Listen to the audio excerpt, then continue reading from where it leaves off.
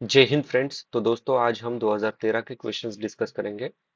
What will follow if a money bill is substantially amended by the Rajya Sabha? Lok Sabha में still proceed with the bill accepting or not accepting the recommendation of the Rajya Sabha.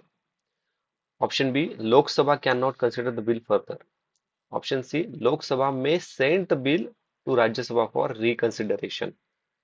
Option D, President may call for joint sitting. तो इसका सही answer option number 1। ठीक है। Money bill article 110, money bill introduce only in Lok Sabha. ठीक है। राज्यसभा में सिर्फ 14 दिनों के लिए रहता है। राज्यसभा ने जो भी रिकमेंडेशन दिए रहते हैं those are not binding on Lok Sabha. ठीक है। और लोकसभा के लिए जॉइंट प्रोविजन नहीं रहता है। ठीक है। Joint provision article 108। Joint sitting का प्रोविजन हमने कहा से बोरो किया है? तो ऑस्ट्रेलिया से बोरो किया है। अभी एक कंसेप्ट को याद रखो, बजट। तो budget word not mention in Indian constitution. ठीक है। इंस्टेड ऑफ बजट क्या है? एनुअल फाइनेंशियल स्टेटमेंट, जो कि आर्टिकल 112। ठीक है। बिल चार प्रकार के रहते हैं, 4 टाइप्स ऑफ बिल। उसमें एक है ऑर्डिनरी, दूसरा है मनी बिल, तीसरा फाइनेंशियल बिल, और फोर्थ है कॉन्स्टिट्यूशन अमेंडमेंट बिल। ठीक है। तो अभी 2024 का क्वेश्चन पेपर देखते हैं। यहाँ पर क्वेश्चन नंबर 68 को देखो। Which of the following statement are correct with respect to money bill? ठीक है दोस्तों। तो इसीलिए हम पीवाईक्यूज को ज्यादा इंपॉर्टेंस देते हैं। तो अभी नेक्स्ट क्वेश्चन देखेंगे। Which one of the following statement are correct? Correct statement कौन सा है? In India the same person can not be appointed as governor for two or more state at the same time. The judges of the High Court of the state in India are appointed by governor of the state just as the judges of Supreme Court appointed by president. In the case of union territory having a legislative statement set up, chief minister appointed by lieutenant governor on the basis of majority support. तो इसका सही answer है option number C. No proceeding has been laid down in the constitution of India for removal of the governor from his or her post. ठीक है। तो governor की appointment president करता है।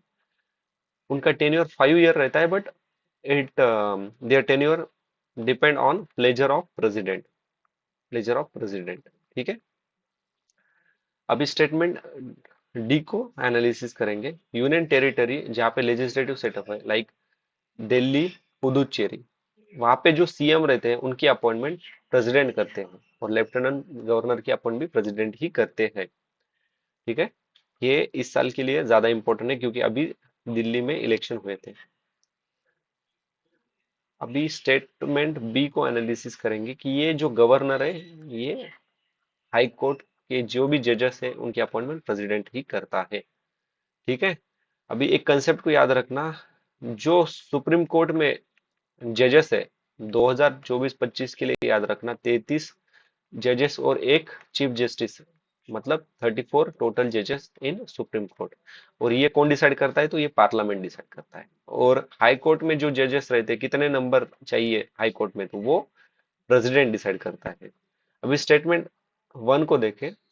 ये जो स्टेटमेंट है ना, in India the same person can not be appointed as governor, तो ये can appointed governor for two और more than state at the same time, ये सेवन कॉन्स्टिट्यूशन अमेंडमेंट एक्ट 1956 इसमें मेंशन किया है। ठीक है। तो अभी नेक्स्ट क्वेश्चन देखेंगे। Question number 3, which one of the following pair is correctly match? Geographical feature and region. तो इसका सही आंसर है अल्टास माउंटेन। ओके। रीजन कौन सा है? North west Africa. तो अल्टास माउंटेन को एक और नाम है, also known as Maghreb region, Maghreb region. और अल्टाफ माउंटेन का हाईएस्ट पीक कौन सा है? तो वो है mount Toub Toubkal. Bordering state अगर पूछे, बॉर्डरिंग कंट्रीज कौन सी है, तो अल्जेरिया, उसके बाद मोरक्को और टूनिशिया। अभी स्टेटमेंट वन को देखेंगे कि अब्यासीन अब्यासीन प्लेट्यू ये है इथियोपिया में। गुयाना हाईलैंड, तो Guyana highland north of Amazon, मतलब वेनेजुएला और ब्राजील में है। ओकावांगो बेसिन सबसे ज्यादा इंपॉर्टेंट है और इस पे क्वेश्चन आने की सबसे ज्यादा चांसेस है। Okay, Okavango basin also known as Kalahari basin. ठीक है, सबसे ज्यादा एलिफेंट की पॉपुलेशन यहीं पे भी पाई जाती है, एलिफेंट पॉपुलेशन। ओकावांगो, इसकी शुरुआत होती है अंगोला कंट्री से लेके नामीबिया, बोट्सवाना। ठीक है? बोट्सवाना। तो बॉर्डरिंग कंट्रीज कौन कौन सी है, तो ओकावांगो बेसिन की अंगोला, नामीबिया और बोट्सवाना। अभी पैटागोनिया कहाँ पे है, तो it is near to Argentina. और अर्जेंटीना में कहाँ पे, एंडस माउंटेन के यहाँ पर। ओके, नेक्स्ट क्वेश्चन देखेंगे। With reference to history of Indian rock cut architecture consider the following statement, which of the statement given are correct. तो इसका सही स्टेटमेंट करेक्ट कौन सा है, ये पूछा है हमें। तो Ellora caves made for different faith, सही है। Ellora caves made for different faith, Hinduism plus Buddhism. ठीक है, और Ellora caves build by Rashtrakuta, Rashtrakutas. इसे यूनेस्को वर्ल्ड हेरिटेज का टैग भी मिला है। ठीक है, तो statement three is correct. Statement three correct है, मतलब वन गया, अभी बचे one two three, one two three. Barabar rock cave cut originally made for Ajivikas bye emperor Chandragupta Maurya, तो ये स्टेटमेंट गलत है। तो Barabar rock cave cut originally made for Ajivikas by Ashoka, Ashoka. ठीक है, अभी ये आजीविकास कौन होते हैं? ठीक है, एग्जामिनर ने ये हमें हिंट दी है कि वो नेक्स्ट टाइम इसके बारे में पूछ सकता है। तो आजीविका फाउंडर कौन है, मक्खाली घोषा, घोषा। ठीक है, बाराबार रॉक केव्स कहाँ पे है, तो वो बिहार में है। अभी स्टेटमेंट वन को देखेंगे। Caves at Badami are the oldest surviving rock cut caves in India, तो ये गलत है। ठीक है, Badami's Badami's caves build by Badami Chalukya, Chalukya 600 to 700 AD में। यहाँ पर हिंदूज प्लस जैन केव्स हमें मिलती है और इसे भी एक यूनेस्को का, यूनेस्को वर्ल्ड हेरिटेज टैग मिला है। ओके, अभी नेक्स्ट क्वेश्चन, तो इसका आंसर है option number C. Next question है, recombinant DNA technology, genetic engineering allowed genes to be transferred. About which of the statement are correct?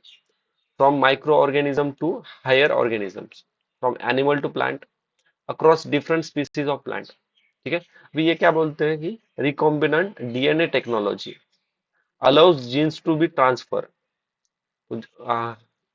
Jeans transfer animal to plant होते हैं, different species होते हैं। ठीक है, अभी जेनेटिक मॉडिफाइड कॉटन, इसके बारे में हमने लास्ट वीडियो में एक क्वेश्चन डिस्कस किया था। तो ये वन और टू तो सही है, वन और टू सही है, option D is the answer. ठीक है, one two three is the answer. अभी नेक्स्ट क्वेश्चन क्या है, the Chinese traveller Yuan Chwang who visited India record the general condition and culture of India at that time. In this context, which of the following statement are correct? अभी देखो, statement one को पढ़े। The road and river routes are completely immune from the robbery. ठीक है, completely immune from the, यही एक trap word है।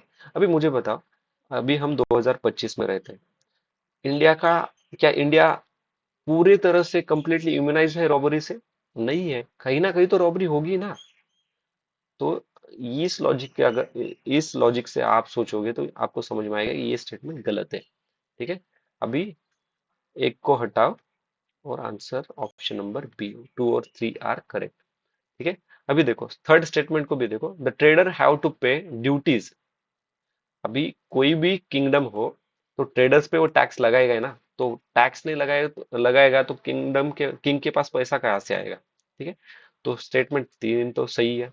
अभी स्टेटमेंट सेकंड देखो, as regarding punishment for the offence और ordeals by fire water poison we are the instrument. ठीक है, ये पनिशमेंट के लिए कौन कौन, मतलब कोई इंसान गिल्टी है या नहीं है, इसको जज करने के लिए क्या क्या तरीके रहते हैं वो उन्होंने मेंशन किए थे। ठीक है, तो अभी इम्पोर्टेंट क्या है हमारे लिए, ये योंग चोंग। तो ये चाइनीज ट्रैवलर आया था हर्षवर्धन के टाइम पीरियड में, हर्षवर्धन, और ये 2023 के यूपीएससी में पूछा गया है। ठीक है, हर्षवर्धन टाइम पीरियड का है 630 से लेकर 645 AD.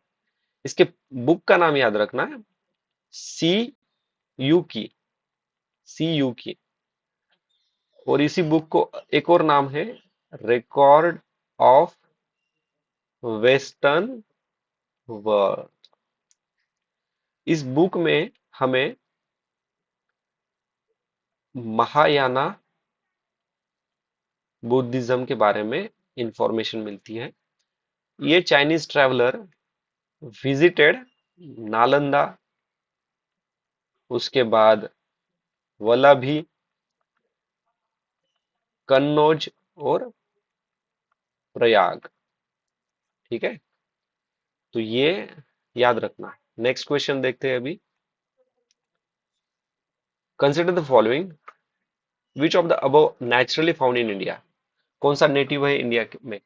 Star tortoise, monitor lizard, प्रज्ञा हॉब। तो ये तीनों भी नेटिव इंडिया के हैं। और जो ऑप्शन 4 है spider monkey, it is native to central and south America का नेटिव है ये। इसका आईयूसीएन स्टेटस याद रखना है, क्योंकि वो पूछा जा सकता है। तो स्पाइडर मंकी का आईयूसीएन स्टेटस है क्रिटिकली इंडेंजर। ठीक है, और कहाँ पे पाया जाता है, कहाँ का नेटिव है spider monkey? Centre and south America का। ठीक है, सेंटर एंड साउथ अमेरिका।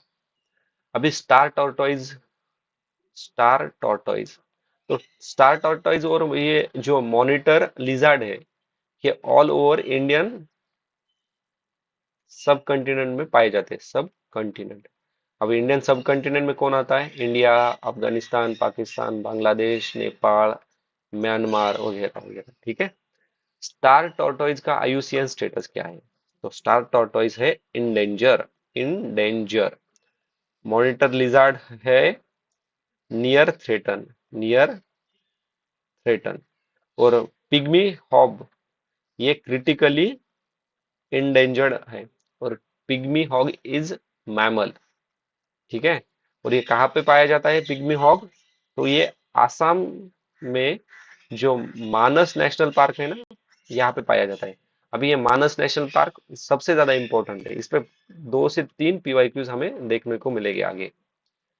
ठीक है, तो अभी नेक्स्ट क्वेश्चन डिस्कस करेंगे, which of the following can be found as pollutant in the drinking water in some part of India? Some part of India, correct कौन कौन से हैं? तो आर्सेनिक, फ्लोराइड एंड यूरेनियम। भी आर्सेनिक की वजह से क्या होता है? तो इसके वजह से ब्लैक फुट डिसीज होता है।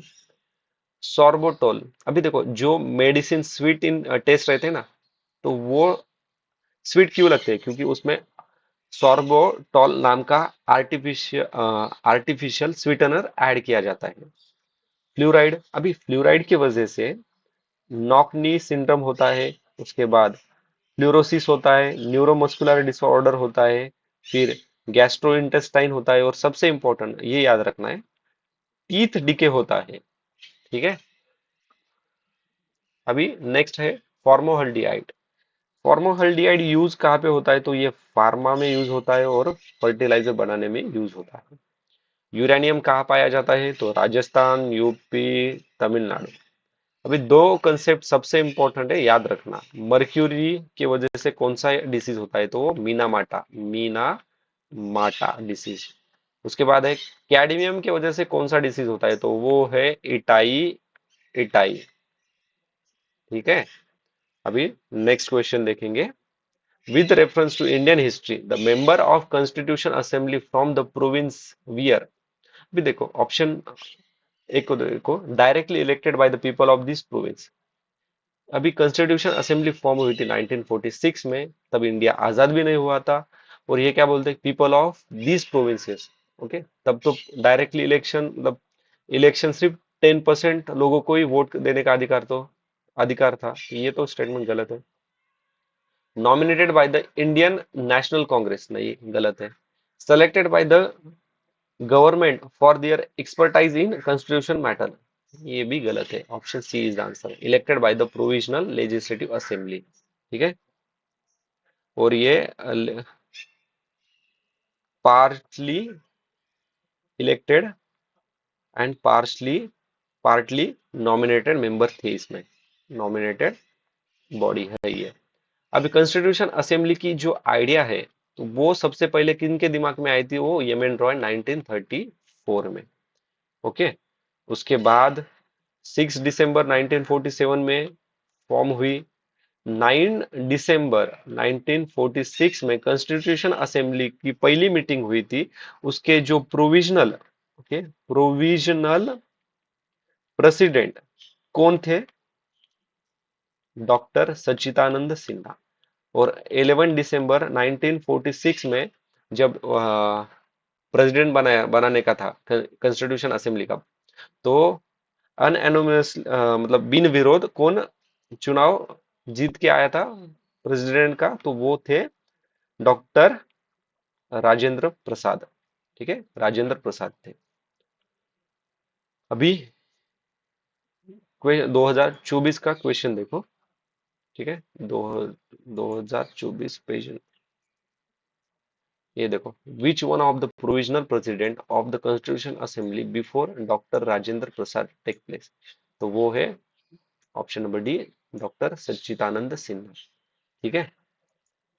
अभी नेक्स्ट क्वेश्चन देखते हैं।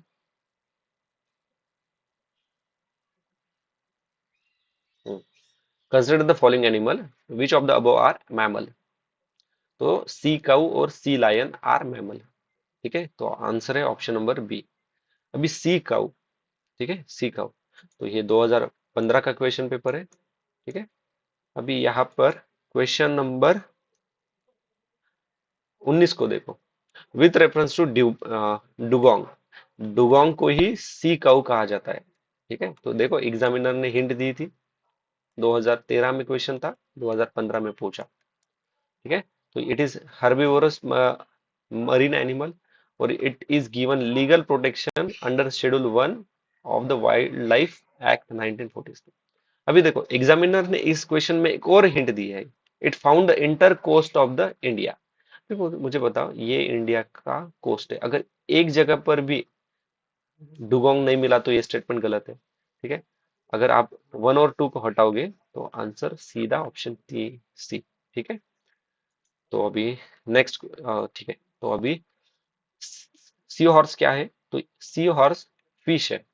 पूछ सकते हैं कि सी हॉर्स क्या है, क्योंकि देखो 2020 2023 में भी क्वेश्चन पूछा था कि which of the following are bird था या फिर कुछ, तो which of the following is fish. ठीक है, तो सी हॉर्स क्या है वो पूछ सकते हैं। सी लायन क्या है, तो सी लायन अल्सो मैमल, और ये कहाँ पे पाया जाता है, तो ये पाया जाता है इंडियन ओशन और पैसिफिक ओशन में। ठीक है।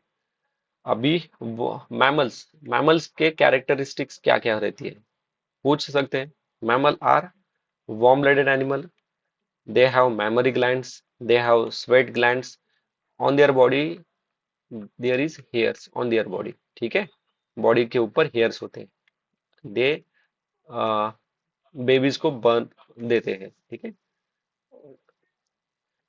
ओके, तो अभी next question, consider the following statement, which of the above statement are correct. An amendment to the constitution of India can be initiated by an introduction of bill in Lok Sabha only, ठीक है। If such an amendment seek to make change in the federal characteristic of the constitution, the amendment also required to ratify by the legislature of all the states of India। तो ये दोनों statement गलत है। Constitution में amendment bill अगर introduce करना है तो वो लोकसभा में या फिर राज्यसभा में, दोनों भी जगह पे कर सकते हैं। इसका मेंशन आर्टिकल 368 पार्ट 20। इस कॉन्स्टिट्यूशन अमेंडमेंट के लिए प्रेसिडेंट की प्रायर परमिशन की आवश्यकता नहीं होती है, ठीक है। और ये जो सेकंड स्टेटमेंट है, ऑल द स्टेट नहीं, ये हाफ ऑफ द स्टेट है, ठीक है, half of the state. Okay, अभी एक चीज को याद रखना, article 368, okay, constitution amendment bill. तो कॉन्स्टिट्यूशन अमेंडमेंट बिल के लिए जॉइंट सिटिंग की आवश्यकता होती है या नहीं होती, जो आर्टिकल 108 में है। ये जो प्रोविजन है वो हमने ऑस्ट्रेलिया से बोरो किया था। तो कॉन्स्टिट्यूशन अमेंडमेंट बिल हो या फिर फाइनेंस बिल हो, इन दोनों के लिए भी ज्वाइंट सिटिंग की आवश्यकता नहीं होती, ठीक है। और एक कंसेप्ट को याद रखना, अभी यहाँ पे हमने मेंशन किया था कि प्रेसिडेंट की प्रायर परमिशन की आवश्यकता नहीं रहती, बट प्रेसिडेंट की प्रायर परमिशन किन किन बिलों के लिए आवश्यकता होती है, तो मनी बिल के लिए प्रेसिडेंट की प्रायर परमिशन रिक्वायर्ड है। उसके बाद फाइनेंस बिल के लिए भी इसकी आवश्यकता होती है, ठीक है। अभी यही, अभी ये देखो 2024 का क्वेश्चन पेपर है, और यहाँ पर क्वेश्चन नंबर 66 देखो, as per article 368 of the constitution of India, parliament may amend any provision of the constitution by the way of addition, variation, repeal, ठीक है। तो 2024 का ये जो क्वेश्चन है ना, वो 2023 के क्वेश्चन से इंस्पायर होके आया है, ठीक है। ये देखो, ये 2024 का क्वेश्चन पेपर है, ठीक है। अभी नेक्स्ट क्वेश्चन है अटॉर्नी जनरल ऑफ इंडिया के बारे में। Attorney general of India article 76, vote कर सकते हैं क्या, नहीं, स्पीक करते हैं क्या, करते हैं, मेंबर होते हैं क्या, नहीं होते, take part in proceeding of Lok Sabha, ये स्टेटमेंट सही है। तो statement 1 and 3 is the correct statement sir, okay, option D is the answer. Easy category का क्वेश्चन है। नेक्स्ट क्वेश्चन देखते हैं अभी, with reference to the usefulness of by product of sugar industry which of the following statement are correct. अभी देखो, just common sense use करो, by product मतलब क्या है, कुछ तो ऑर्गेनिक होगा, ठीक है। अभी देखते हैं, करेक्ट पूछा है इन्होंने। तो molasses can be used for the production of ethanol, सही है, होता है। अभी बाय प्रोडक्ट कौन कौन से शुगर इंडस्ट्री के, तो पेपर पल्प, उसके बाद जो कैटल के लिए चारा होता है ना, फीड स्टॉक, वो भी इसका बाय प्रोडक्ट है। और जो bagasses can be used as a biomass fuel for regeneration of energy. अभी बायोमास इलेक्शन मतलब क्या, बायोमास फ्यूल मतलब क्या है, ऑर्गेनिक, ठीक है। तो ये भी स्टेटमेंट सही है। अभी देखो, molasses can be use as one of the feeder for the production of synthetic chemical fertiliser, ये गलत है।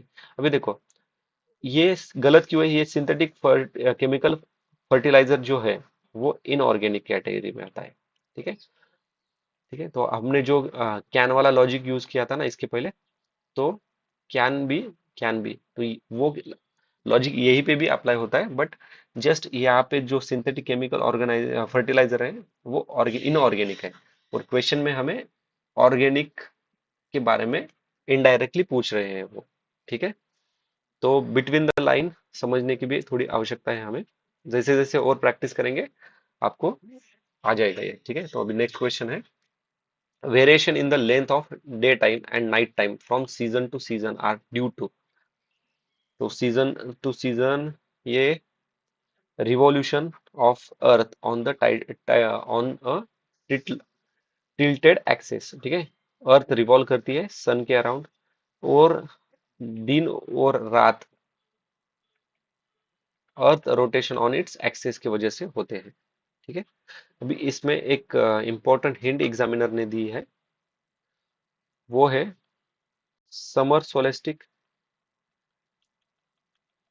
समर सोलेस्टिक में नॉर्थ हेमिस्फीयर, ठीक है, नॉर्थ हेमिस्फीयर में सबसे लॉन्गेस्ट डे कौन सा है? तो 21 जून लॉन्गेस्ट डे। और आर्टिक में 6 मंथ डे होता है, एंड अंटार्कटिक में 6 मंथ नाइट होती है। अभी विंटर सोलेस्टिक देखेंगे, कहाँ का?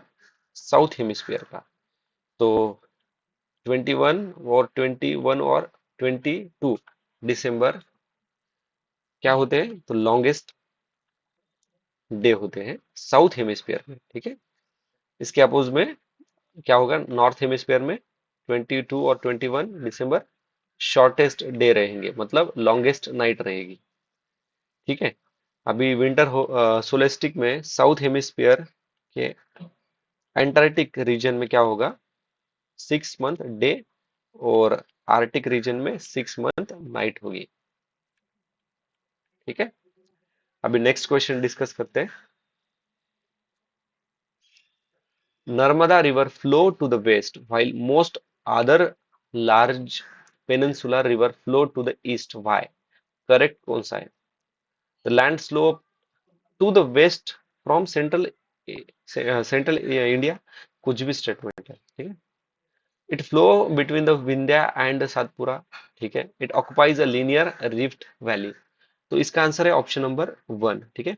अभी देखो, ये स्टेटमेंट 2 है ना, ये करेक्ट है, but it is not a reason for western flowing, ठीक है। नर्मदा एंड तापी, ये दोनों वेस्ट फ्लोइंग रिवर्स है, और मोस्ट ऑफ द ये सॉरी ईस्ट फ्लोइंग रिवर है, और ईस्ट फ्लोइंग रिवर होने का कारण है it occupies a linear rift valley. अभी नेक्स्ट टाइम नर्मदा को हटा के तापी डाल के पूछ सकते हैं। अभी नर्मदा रिवर नदी का उगम स्थान कहाँ पे? तो उगम होता है अमरकंटक। और ड्रेन कहाँ पे होते हैं? ये ईस्टर्न है, मतलब कहाँ पे? अरब के अरब अरेबियन सी में। वो नर्मदा रिवर पर स्टैचू ऑफ यूनिटी है, स्टैचू ऑफ यूनिटी, और सरदार सरोवर डैम भी है। नर्मदा रिवर को ही कहा जाता है lifeline of Madhya Pradesh and Gujarat, ठीक है। अभी क्वेश्चन है कि ये लीनियर रिफ्ट वैली बनती कैसे है, क्यों बनती है? It form due to Himalaya upheaval, ठीक है। हिमालयन अप हेवल की वजह से ये होता है। नेक्स्ट क्वेश्चन देखते हैं।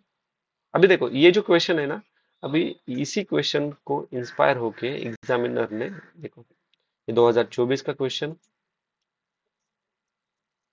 क्वेश्चन नंबर 9 को देखो।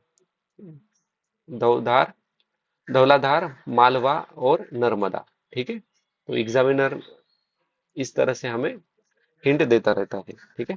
तो अभी देखो, इस क्वेश्चन में हमें क्या करना था कि ये जो स्टेटमेंट है वो इलिमिनेट हो जाएगा, ठीक है, क्योंकि ये नर्मदा कहाँ से फ्लो होती है, हमने अभी देखा था कहाँ पे रहती है ये, लाइफलाइन ऑफ मध्य प्रदेश और गुजरात, ईस्ट वाले रीजन में रहती है।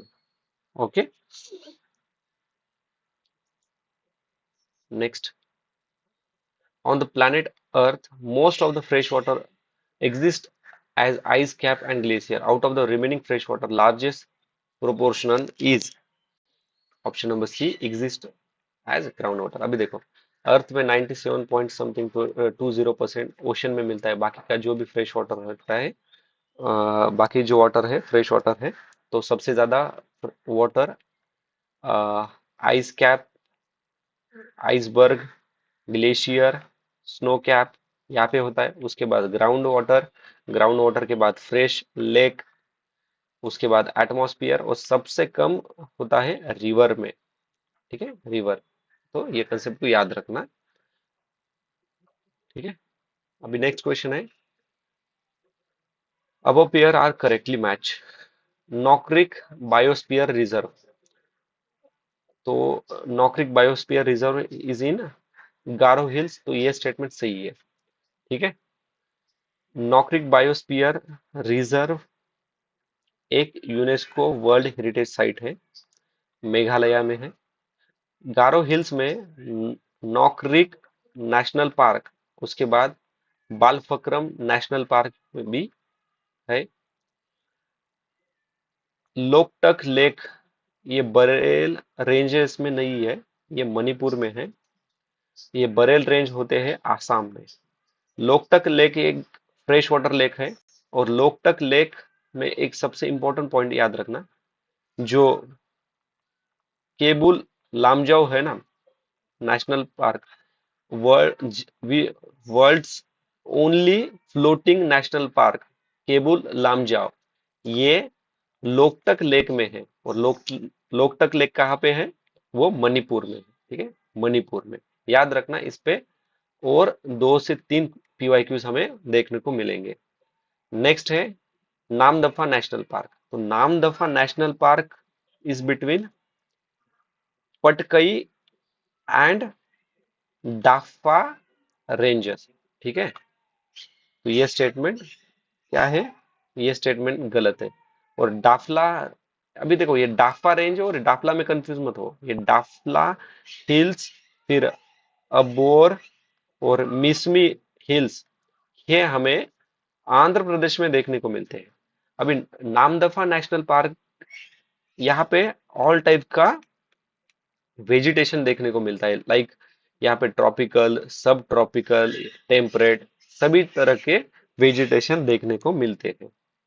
ओके, अभी नेक्स्ट क्वेश्चन है, consider the following, which of the above are responsible for bringing dynamic changes on the surface of earth. ठीक है, तो electromagnetic radiation, geothermal, gravity, plate, rotation of earth, revolution of earth. देखो, पहले एक चीज को याद रखना। ठीक है, जियोग्राफी के जियोग्राफी के जो भी क्वेश्चंस आते हैं ना, इसके लिए एक ट्रिक है, याद रखना कि जियोग्राफी में each and everything are related to each other. Like अभी एग्जांपल से मैं आपको प्रूव करके दिखाता हूँ। ठीक है, अगर क्या होगा, अगर एक साल रेनफॉल कम हुई, तो क्या होगा? फूड चेन में इंपैक्ट होगा, सॉइल पर भी इंपैक्ट होगा, उससे माउंटेन में भी इंपैक्ट होगा। ठीक है, इसकी वजह से लोगों के इकोनॉमी में भी इंपैक्ट होगा। ठीक है, तो ये जो इन्वायरमेंट के क्वेश्चंस रहते हैं ना, सॉरी ज्योग्राफी के, तो ये कोरिलेटेड रहते हैं। एक का इम्पैक्ट दूसरे पे डायरेक्टली या फिर इनडायरेक्टली होता ही है। ठीक है, अभी देखो इस क्वेश्चन को कैसे सॉल्व करते हैं, देखते हैं। ठीक है, हमें पता है प्लेट मूवमेंट तो होगी, प्लेट मूवमेंट होती है, अर्थक्वेक आता है, अर्थक्वेक आने के बाद क्या होता है कि अर्थ की मूवमेंट चेंज होती है। मतलब चार तो हर हालत में होगा, तो ये गया। ठीक है, चार चार चार अभी बचे। रोटेशन ऑफ अर्थ, अभी हमने रोटेशन ऑफ अर्थ और रिवॉल्यूशन ऑफ अर्थ इसके बारे में भी देखा था। ठीक है, रोटेशन ऑफ अर्थ से क्या होता है, डे और नाइट का बन जाता है। रिवॉल्यूशन से क्या होता है, अर्थ टिल्ट होती है। मतलब 5 और 6 तो साथ में होंगी। ठीक है, 5 और 6 यहाँ पे, 5 और 6 यहाँ पे। ठीक है, तो ये कट गया, ये कट गया, अभी बचे क्या, सी और डी। अभी देखो, ग्रेविटेशनल फोर्स, जियोथर्मल एनर्जी। ठीक है, अभी फोर्स ग्रेविटेशनल फोर्स से ही क्या होता है, जो मास मूवमेंट होती है ना, हिल्स, और हिल्स फॉर्म होती है ग्रेविटी की वजह से। ठीक है, तो स्टेटमेंट सी गलत है, option D is the answer. ठीक है, अभी इसको थोड़ा डिटेल एनालिसिस करेंगे। ठीक है, इलेक्ट्रोमैग्नेटिक रेडिएशन, तो इलेक्ट्रोमैग्नेटिक रेडिएशन के चेंज होने की वजह से क्या होता है, टेम्परेचर चेंज होगा। अगर टेम्परेचर चेंज होने के बाद क्या होगा, टेम्परेचर चेंज होगा तो वो रेनफॉल का पैटर्न ही चेंज होगा। रेनफॉल का पैटर्न चेंज हुआ तो क्या होगा, पूरा फूड प्रोडक्शन, जो फूड की साइकिल होती है वो डिस्टर्ब हो जाएगी। अभी जियोथर्मल एनर्जी क्या रहती है? जियोथर्मल एनर्जी की वजह से देखो, वोल्केनिज्म, ओके, वोल्केनो जो फटते हैं, वो जियोथर्मल एनर्जी की वजह से तो होता है। ग्रेविटेशनल फोर्स अभी हमने डिस्कस किया था कि मास मूवमेंट की वजह से हिल फॉर्म होती है ग्रेविटेशनल फोर्स की। ठीक है, अभी इसका जो कंसेप्ट है ना वो ज्यादा कॉम्प्लिकेटेड है, बट हमें इतना ही याद रखना है, मास मूवमेंट की वजह से हिल फॉर्म होती है। प्लेट मूवमेंट से अर्थक्वेक आते हैं। रोटेशन ऑफ अर्थ, अभी ना इसके बारे में थोड़ा इंफॉर्मेशन याद रखना। रोटेशन ऑफ अर्थ की वजह से uneven heating of earth surface causes pressure difference and form wind। Wind बनती है। अभी नेक्स्ट ये सबसे इंपॉर्टेंट कंसेप्ट है, नेक्स्ट टाइम पूछ सकते हैं कि ये uneven heating of surface earth causes pressure difference and form wind. ठीक है, विंड फॉर्म होती है।